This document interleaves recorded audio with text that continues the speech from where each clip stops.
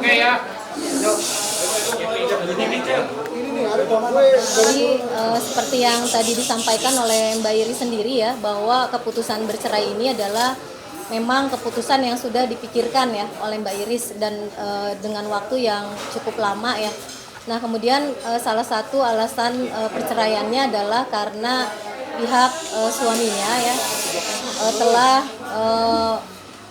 telah menggunakan narkoba itu ya, dan ini di sini memang bahkan setelah penangkapan ini juga Mbak Iris tidak tahu menahu terkait dengan aktivitas yang dilakukan oleh suaminya, karena Mbak Iris dan suaminya telah pisah rumah sekitar 8 bulan yang lalu. Dan keputusan perceraian ini bukan karena adanya pihak-pihak lain ya yang memberikan motivasi atau dorongan, tidak ada. Ini memang murni dari Mbak Iris sendiri untuk memutuskan bercerai ya, seperti itu. Kedua belah pihak, Bu, kedua belah pihak kamarnya itu sudah menyetujui permasalahan atau persoalan perceraian. Ya, jadi memang sebelum melanjutkan untuk mengajukan gugatan ya perceraian, ini memang sudah ada komunikasi dengan pihak suami, dengan pihak keluarga, dan mereka sudah ada ya obrolan ya, komunikasi terkait akan proses perceraian ini. Jadi ini bukan sesuatu yang akan mengejutkan ya pihak suami, karena tiba-tiba ini nggak dilakukan secara tiba-tiba, karena ini memang melalui komunikasi yang baik dengan pihak suaminya. Jadi ini bukan keputusan yang secara serta-merta atau spontan, ini memang keputusan yang sudah dipikirkan oleh Mbak Iris ya secara lama gitu. Tapi untuk Nah kalau untuk menjenguk sepertinya saya nggak tahu ya itu apakah akan dilakukan atau tidak oleh Mbak Iris gitu. Tapi untuk sementara sih karena fokus terhadap proses perceraian, jadi Mbak Iris hanya fokus kepada prosesnya saja gitu.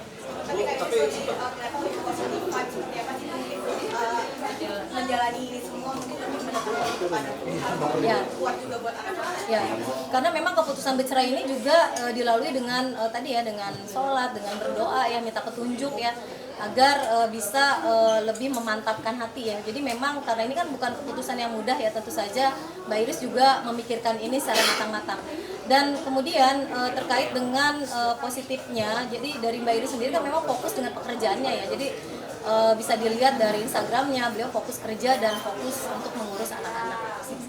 berbicara Berangkat email seperti apa sih buka email sendiri ketika 2020? Ya ini pastilah, karena ini kan tadi keputusan yang tidak mudah, ini keputusan yang sangat sulit ya, dan dipikirkannya juga lama oleh Mbak Iris. Tentu saja ini menjadi tahun yang luar biasa, yang tidak mudah untuk dijalani ya, karena banyak ujian ya yang menghampiri Mbak Iris, termasuk juga dengan rumah tangganya.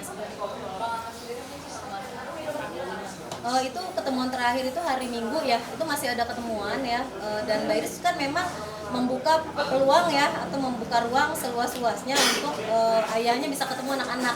Komunikasi pun tidak dibatasi, jadi ketemuan terakhir itu memang di hari Minggu ya. Terus kemudian setelah itu udah sampai hari ini nggak ada lagi ketemuan dengan anak-anak. untuk anak-anak sendiri beredar di viral di sosial media yang ada percakapan email dengan Amar yang itu saling berebutan mobil, kalau tidak salah itu bisa dibenarkan, itu apa betul suara dari percakapan mereka atau bukan Bu, atau Nah kalau konteks percakapannya saya nggak terlalu paham ya itu dalam konteks apa ya. Tetapi kalau di dalam gugatan sendiri memang Mbak Iris sama sekali tidak menuntut harta ya. Jadi tidak ada tuntutan terkait harta bersama, dan Mbak Iris juga sekali lagi saya tegaskan tidak menuntut nafkah masa lampau ya. Tetapi yang dituntut adalah nafkah untuk anak ya. Jadi Mbak Iris tidak pernah mempermasalahkan finansial dalam keluarga itu.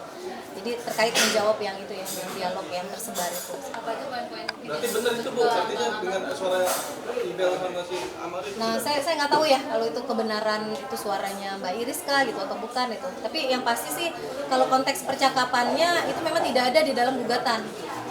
Tidak ada relevansinya ya dengan gugatan. Jadi Mbak Iris memang tidak mengajukan gugatan harta bersama.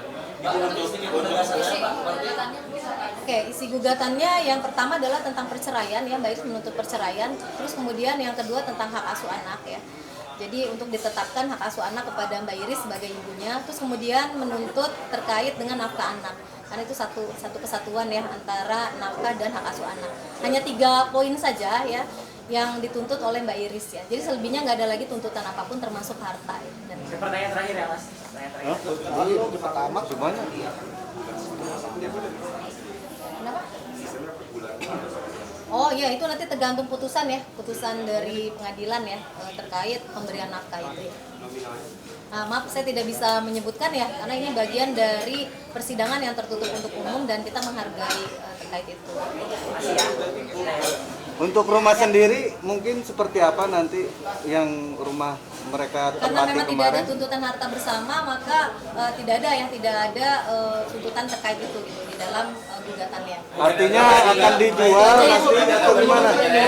Bu, Bu, minta uang bulanan terlalu besar yang di luar kemampuan dari si Amar. Apakah benar seperti itu? Tidak ada, karena nggak ada tuntutan terkait itu ya di dalam gugatannya. Bu, apa ada rencana rumah mau dijual terus dibagi-bagi gimana Bu? Bu, Bu, tapi Bu, Bu, tapi Bu.